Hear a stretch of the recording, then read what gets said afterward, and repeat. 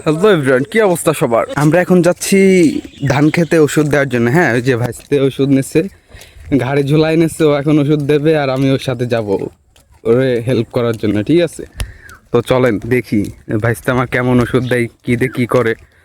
আর ভাবতেছি আমিও চাষবাস করব, কিছু আইডিয়া নেই ভাইস্তে থেকে। ঠিক আছে, এ হচ্ছে বিষয়।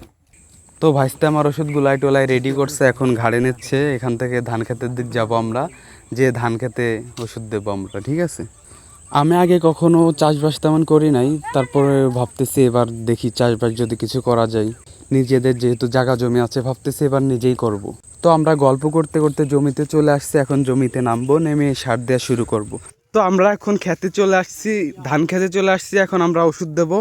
তো এবারে ধান বলেন, বিচেলি বলেন, সবই অনেক ভালো হয়েছে আলহামদুলিল্লাহ। আমি আমার দেখা সব থেকে এইবারই বিচেলি এবং ধান সব কিছু দেখছি যে ভালো হয়েছে। তো এদিকে ভাসতে নামে গেছে ওর খেতে সার দেওয়ার জন্যে।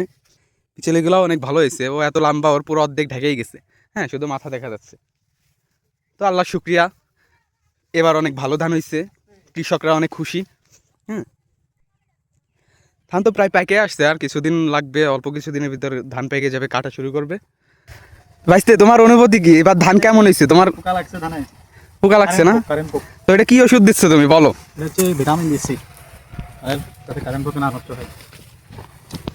আচ্ছা, এটা হচ্ছে ভিটামিন নাকি কারেন্ট পোকের জন্যে? কারেন্ট পোক মরে যাবে না, প্লাস আর একটা ভিটামিন দিচ্ছি সাথে দুইটা। আচ্ছা, এটা হচ্ছে পোকা মারার জন্য ওষুধ দেওয়া হচ্ছে। ধান হয়তো খেয়ে ফেলে, যার কারণে ওষুধটা দেওয়া হয়। তো আজকের ভিডিও এই পর্যন্তই আমাদের। আল্লাহ হাফিজ।